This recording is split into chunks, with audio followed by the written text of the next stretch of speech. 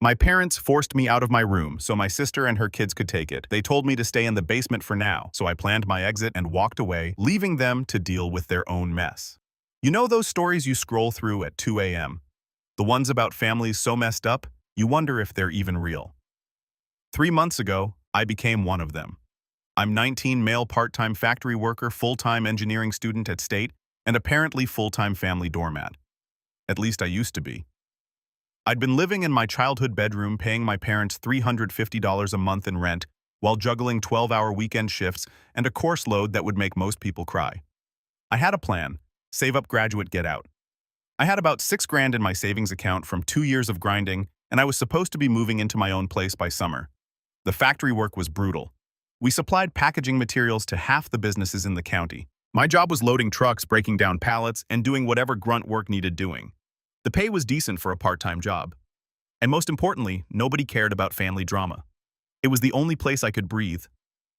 Now let me tell you about my older sister and how she decided to ruin my plans. Vicky is 27, single mom of 2 kids she treats more like accessories than humans. Divorced from a guy named Jason, who according to family legend was the worst person to ever exist. Funny thing about Jason though, every time I actually talked to the guy, he seemed pretty normal. Showed up to his kids' events, paid child support on time, never said a bad word about Vicky even after everything. The marriage fell apart because Vicky refused to work, spent money they didn't have, and threw tantrums when Jason suggested maybe she could contribute something to the household besides posting on Instagram. Anyways, Vicky has always been the golden child. I accepted that reality around age 11 when my parents took her on a big vacation for her 16th birthday, but told me we couldn't afford a gift for my 12th. They could afford to renovate her bedroom, though, twice, and buy her a car when she turned 17. I got a bus pass and a lecture about earning my own way. When I turned 17, I got a job at a fast food place and saved for 8 months to buy a 15-year-old Corolla with 200,000 miles on it. My parents didn't contribute a dime, but they sure had opinions about how I should be grateful for the opportunity to learn responsibility. My mother Donna operates under the assumption that Vicky's life is harder than mine. Single motherhood is exhausting, Colton. She has anxiety, Colton. You don't understand the pressure she's under, Colton. The woman has never once asked about my college, my job, or my plans for the future. But she can recite Vicky's entire life story the whole time. My father, Vince, is worse. He's the type of guy who peaked in high school, talks about his glory days every chance he gets, and has spent 30 years being bitter that the world didn't hand him everything he thought he deserved. He takes that bitterness out on whoever's convenient, usually me. Everything I did was wrong. My grades weren't good enough even when I made the dean's list. My job wasn't prestigious enough even though I was paying my own way. My hobbies were a waste of time. He once told me I'd never amount to anything because I didn't have the drive that Vicky had. Vicky, who hadn't held a job longer than 5 months in her entire life, he had opinions about everything I did. Meanwhile, Vicky could do no wrong. Her failures were circumstances. Her poor choices were bad luck. Her constant need for bailouts was just family helping family. The double standard would have been funny if it wasn't my actual life. The only person in the extended family who ever called it out was my great-aunt Marlene, my dad's aunt. She was 82, sharp as a tack, and controlled access to my grandparents' estate.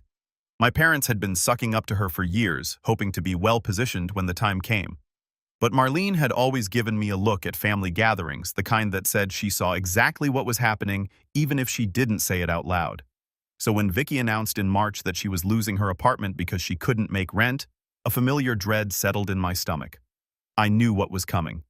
I just didn't expect it to be quite so brutal. The conversation happened on a Tuesday evening. I had just gotten home from an 8-hour shift at the factory, still covered in cardboard dust and smelling like industrial adhesive. My hands were raw from breaking down pallets. My back ached from loading trucks. I wanted a shower and my bed in that order. My parents were sitting at the kitchen table wearing matching expressions of serious concern. Never a good sign. My father didn't waste time. Vicky and the kids are moving in. They need your room. I paused. Then I set down my bag. So where am I supposed to sleep? The basement. We'll set it up nice. The basement that floods every time it rains. My mother jumped in with her soothing voice. It's temporary, Colton. Your sister needs support right now. You get that right? I got it. Just not what they thought I did. Then came the rent conversation. My father's face shifted into that condescending expression. He said the rent situation needed to change anyway. With more people in the house, expenses would go up. They were thinking $1,400 a month was fair for my contribution. $1,400. I did the math instantly. I made about $1,600 a month at the factory working 30 hours a week. After tuition payments, books, gas to get to campus, and work car insurance, phone bill, and the basic cost of being alive, I cleared maybe $300 in actual savings. They were asking for money that literally did not exist. I would have had to quit school and work full-time just to afford a basement futon in a room that floods. My mother tried to soften it. I was a young man without children or real responsibilities. Vicky had 2 kids depending on her. Surely I could understand that their needs were greater than mine. I was working 30 hours a week while taking 15 credit hours and maintaining a 3.4 GPA, but sure, no real responsibilities. I could have argued. I could have pointed out every single instance of favoritism from the past 19 years. I could have asked why Vicky's poor life choices always became my problem to solve. Instead, I said nothing. Picked up my backpack, walked to my room, closed the door, and started planning my exit. I didn't sleep that night. I just sat in the dark, running numbers, mapping out possibilities, and slowly realizing something that should have been obvious years ago. My family didn't see me as a person. I was a resource, a convenient body to absorb the overflow of Vicky's perpetual disasters, and they genuinely didn't understand why I might have a problem with that. $1,400 for a basement futon. The sheer audacity of it kept circling back, spiking my blood pressure every time. Around 4 a.m., I texted my best friend, Alan. Alan and I had been tight since freshman year of high school. We met in detention. Both of us there for reasons that weren't our fault. Him for telling a teacher exactly what he thought of her grading system. Me for defending myself when some guy twice my size decided he didn't like my face. He was the kind of guy who showed up without being asked, helped without keeping score. His own family situation had gone sideways a couple years back. His dad bounced when he was 15. His mom remarried a guy who made it clear Alan wasn't welcome in his house. By 17, Alan was living with his grandmother. By 18, he had his own apartment. He'd been renting a 2-bedroom place for the past year. His older brother was supposed to be his roommate, but bailed for a job in another state after 3 months, leaving Alan with an extra room and rent he could barely cover alone. He'd been floating ads for a roommate but hadn't found anyone he trusted. I gave him the short version. Parents tripling my rent, moving me to the basement, sisters moving in, I need out. His response came in 3 minutes. Spare room's been empty for 6 months. You want it, it's yours. We'll figure out the details tomorrow. That's the thing about real friends.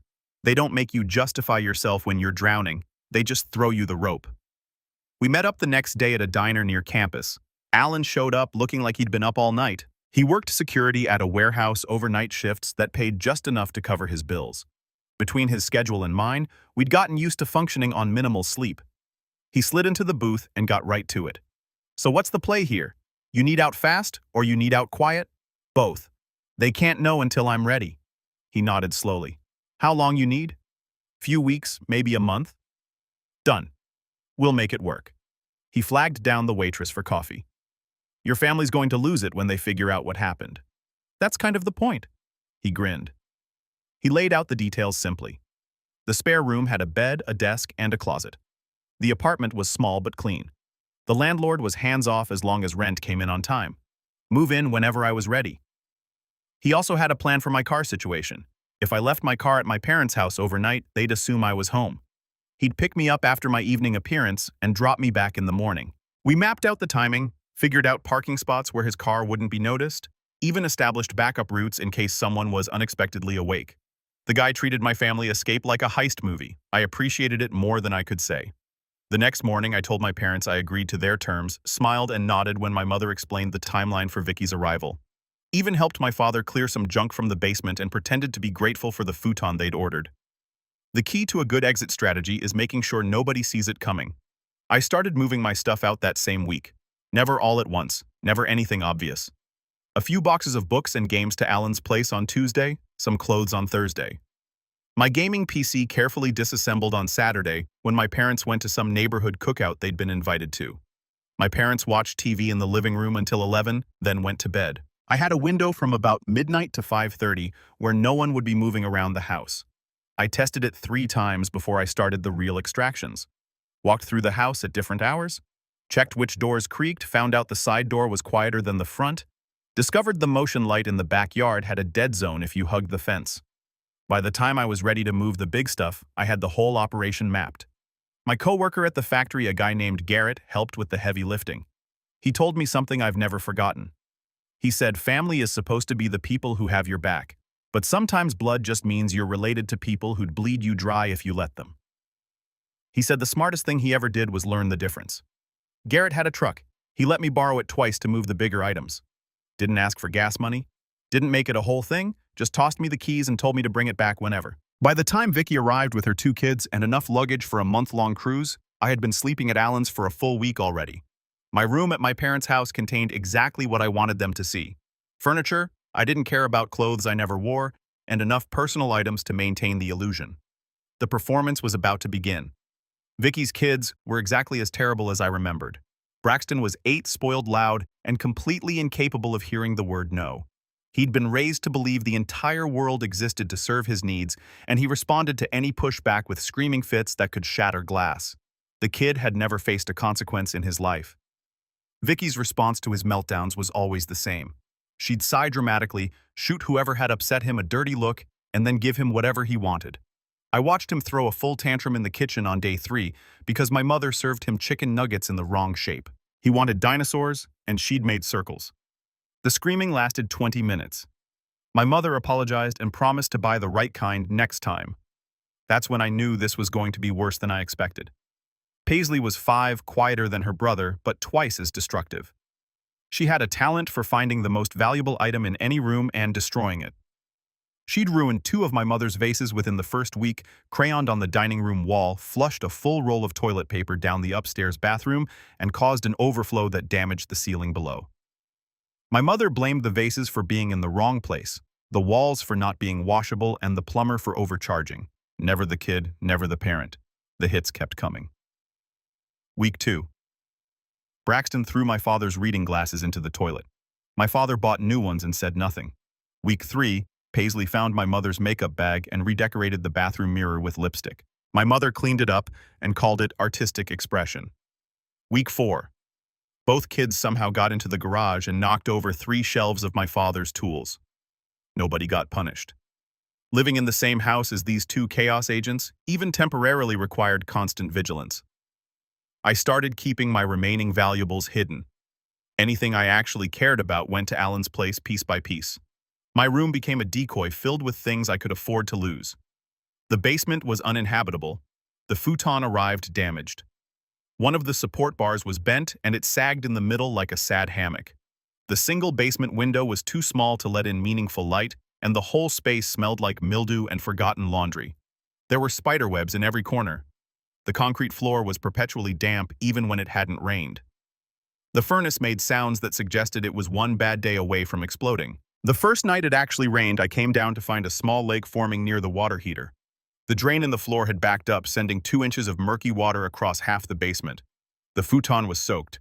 My father's solution was to tell me to put down some towels and deal with it. $1,400 a month for this. Not that I actually slept there. Every night around midnight, once my parents were asleep, and Vicky was busy doom-scrolling on the couch, I'd slip out the side door and meet Alan at the usual spot down the block. He'd drive me back to his place. Then he dropped me back before 6 a.m. to shower and maintain the illusion. Alan thought the whole operation was hilarious. He started calling it the Great Escape, complete with updates and mission briefings whenever I arrived. He'd leave snacks on my bed, like care packages drew a welcome banner that said refugee camp with surprisingly good artistic detail. One night, he greeted me at the door in full camouflage face paint, saluting, and nearly made me wake up his downstairs neighbor with my laughing. 2 weeks after Vicky moved in, things escalated. I came home from the factory to find Braxton in my room. He'd somehow gotten past the lock I'd installed, and he was sitting on my bed playing with something. When I got closer, my stomach dropped. My grandfather's watch, the only thing he'd left me when he died when I was 12. It was a simple field watch, but it meant everything to me. I'd hidden it in my desk drawer under some old papers. Braxton had the back panel off. He'd pried it open with something sharp. Parts were scattered across my bed. The crystal face was cracked. "What are you doing?"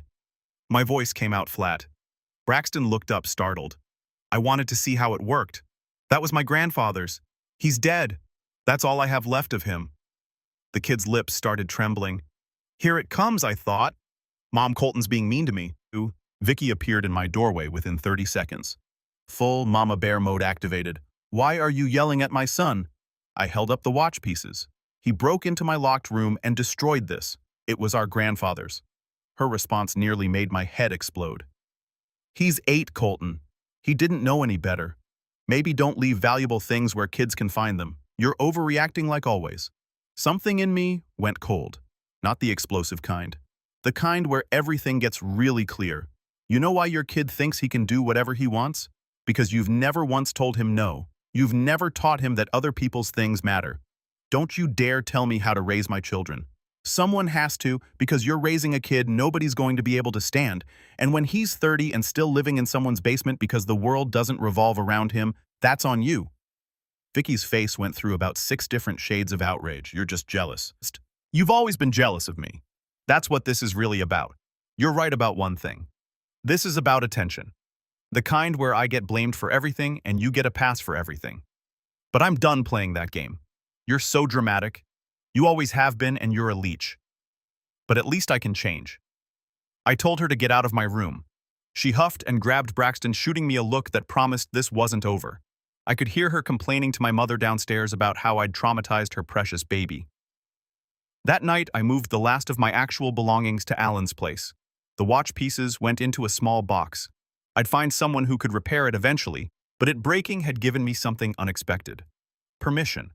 Permission to stop pretending, stop performing, stop being the son and brother they wanted me. The countdown to the reveal had officially begun. Living 2 lives turned out to be easier than expected when nobody's paying attention to you anyway. My routine became clockwork. Show up at my parents' house around 6 p.m. Eat whatever dinner was available, usually leftovers, since my mother now cooked primarily for Vicky and the kids. Make small talk that nobody actually listened to. Retreat to the basement.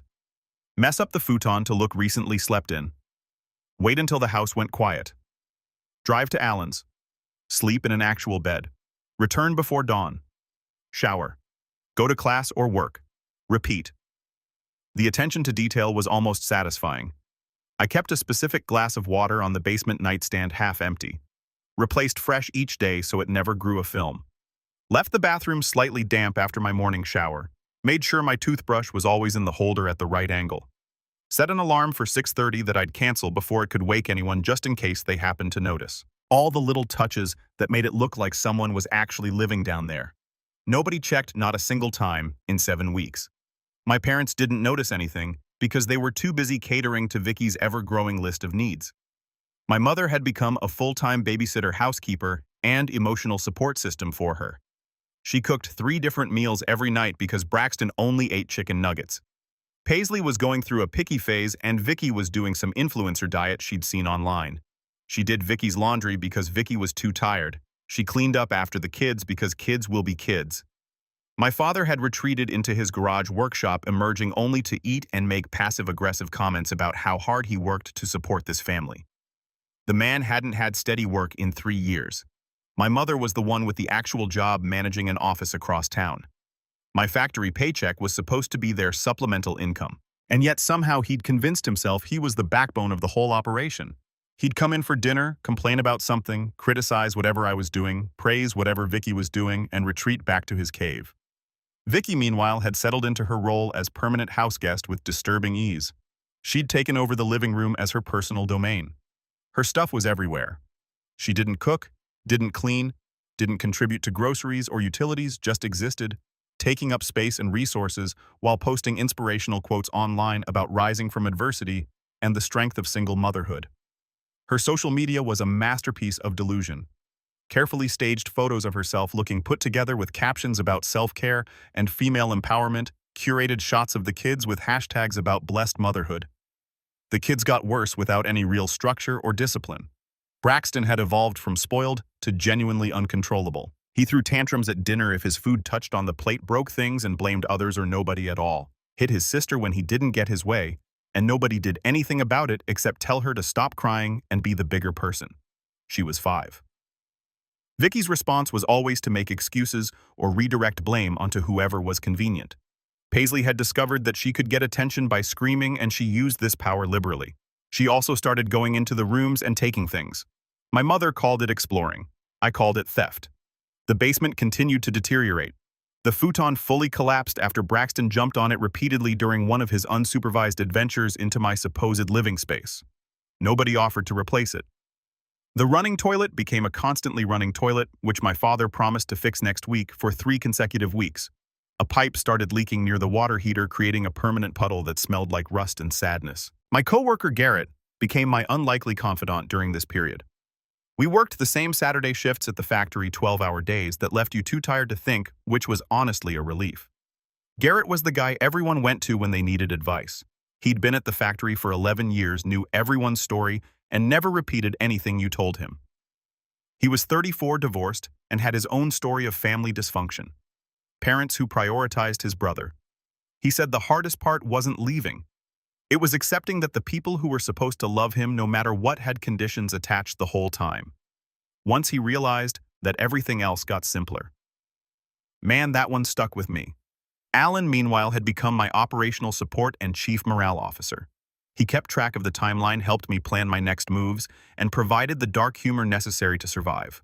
When I told him about the watch, he got genuinely angry on my behalf. Then he suggested we find something of Vicky's and accidentally damage it. I told him that was petty. He agreed completely. Then he asked if I wanted to do it anyway. I did not, but I seriously appreciated the offer.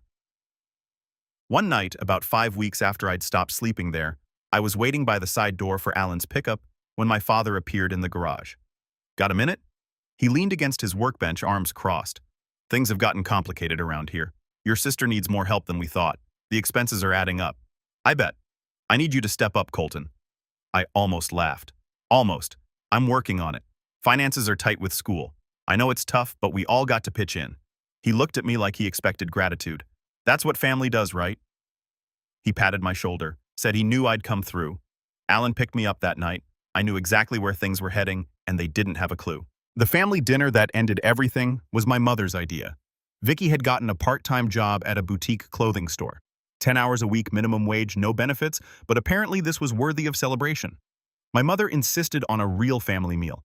The timing was almost too perfect. 7 weeks since I'd actually slept in that house. 7 weeks of maintaining a performance so convincing that trained actors would be impressed. And they still had no idea.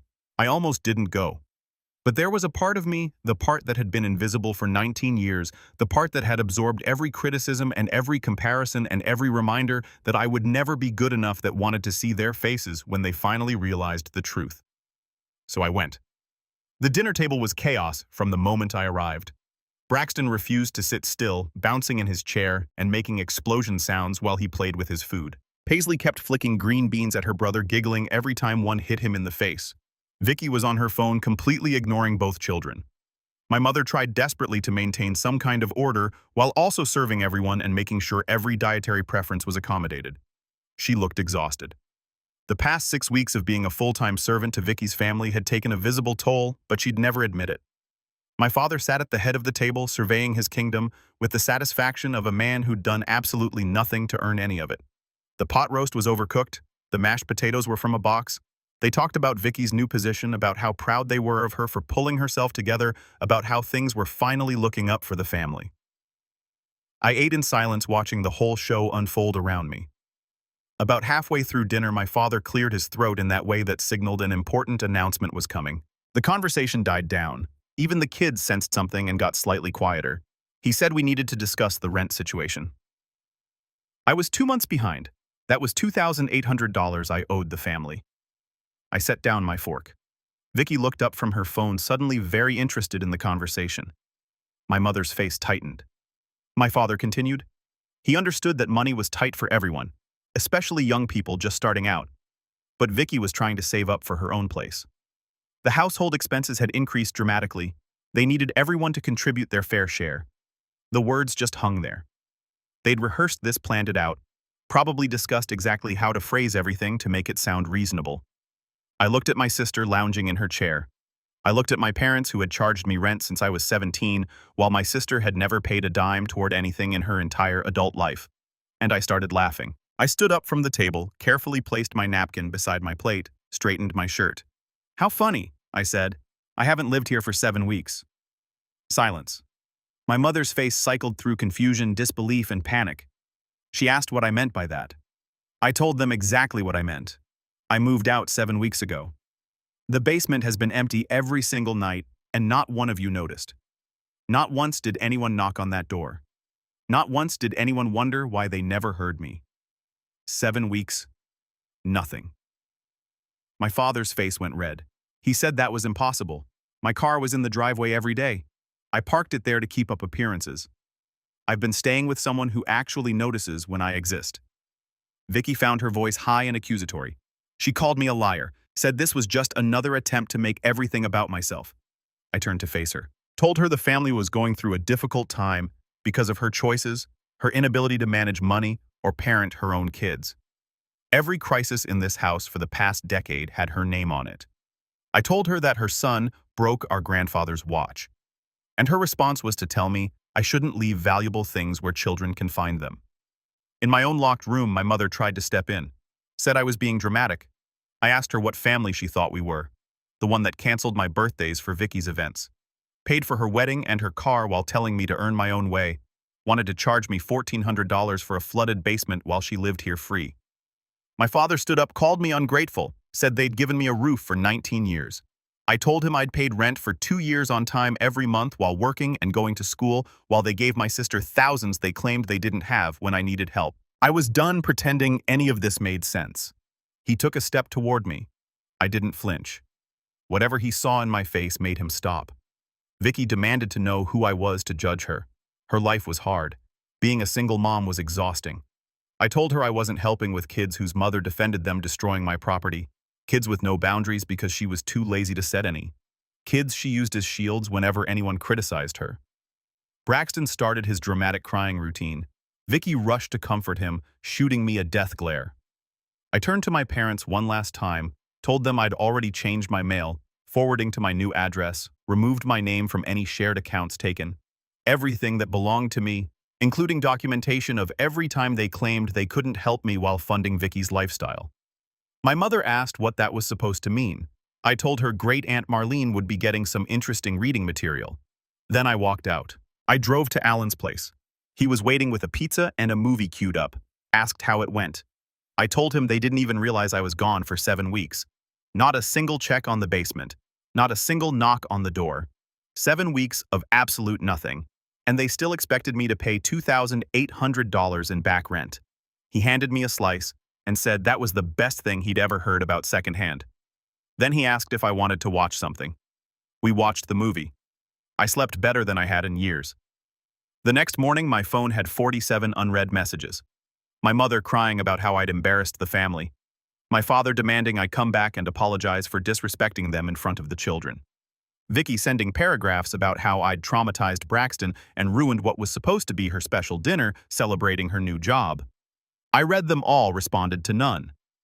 What they didn't know yet was the other shoe waiting to drop. See, I'd mentioned keeping records. That wasn't a bluff. For the past 2 years, I documented everything. Every time my parents claimed they couldn't help me financially while giving money to Vicky, every rent payment I made, every dismissive comment about my education or job, and more importantly, I documented the state of the basement. They expected me to pay $1,400 a month for photos of the water damage, videos of the flooding, screenshots of my texts, asking when repairs would be made, documentation of the futon that arrived broken and was never fixed. I sent all of it to my grandfather's sister, my Great Aunt Marlene. She was the one who controlled access to my grandparents' estate, the one my parents had been sucking up to for years in hopes of being included in her will. Aunt Marlene was 82, sharp as a tack. She'd never been a fan of how my parents treated me, but I'd never given her specific proof before until now. I included a letter explaining everything, all of it. 3 days later, she called my parents. I wasn't on the call, but Garrett's cousin worked at the diner where my mother went. According to the secondhand account, Marlene told them she was disappointed in how they'd raised their children, that she'd be reconsidering some of her estate plans in light of this new information.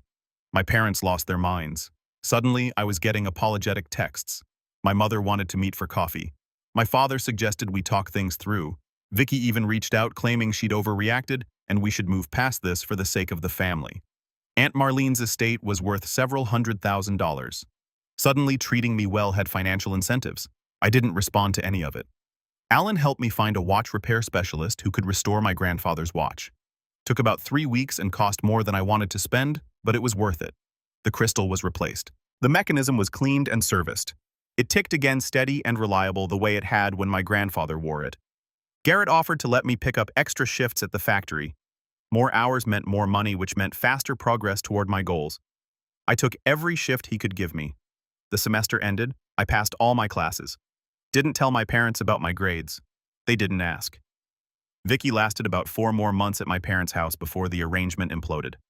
According to the neighborhood gossip network, she had a massive fight with my mother over whose turn it was to watch the kids. Said some things that couldn't be unsaid. Moved out in a dramatic huff funded by yet another emergency loan from my parents that she'd never repay. She's renting a place across town now. Still working part-time at the boutique. Still posting inspirational content about single motherhood and overcoming adversity.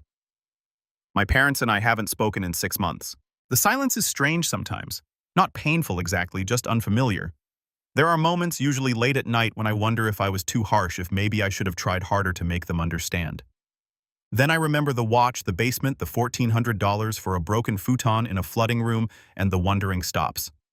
Alan's apartment has become home in a way my parents' house never was. We split everything fairly. We communicate like adults. When something breaks, we fix it together. When one of us is struggling, the other steps up without keeping score. That's what family is supposed to look like. Support without scorekeeping. Respect without conditions. Showing up because you want to, not because you have to. I just had to build it myself. My grandmother sent me a birthday card last month. She's the only one from that side of the family who still reaches out. She'd heard the whole story from her sister, my great-aunt Marlene. Marlene herself sent a separate card a few weeks later. Inside was a check for $500 and a note with almost the same sentiment. She'd also updated her estate plans. I got the impression my parents weren't going to be as well-positioned as they'd hoped. My mother tried one final approach about a month ago. She showed up at the factory somehow figuring out where I worked. The receptionist paged me, looking confused. I found her in the parking lot standing by her car holding a coffee like a peace offering. "Can we talk please about fixing this? About being a family again?" She held out the coffee. "I miss you, Colton. The house feels empty without you. The house had 6 people in it for months. You didn't notice me missing then. You know what I mean?" Her voice cracked. "We screwed up. I know that now. We want to make things right." I didn't take the coffee. "You want to fix this? Start by admitting you treated me different. That Vicky's always been the priority. That you spent 19 years making me feel like I was worth less than her." She opened her mouth. Nothing came out. "That's what I thought. It's not that simple." "Yeah, Mom, it is." I stepped back. I got to get back to work. She stood there for a long moment, then set the coffee on the hood of her car and drove away. I gave it to Garrett on my next break. To anyone reading this who sees themselves in my story, the overlooked kid, the backup plan. You can find the people who actually see you and let go of the ones who never did. It won't be easy. You'll doubt yourself. Wonder if you're being too harsh or expecting too much. Family guilt is a powerful thing, and they'll use it if they can. And honestly, walking away from people who never saw you coming is the most satisfying revenge there is.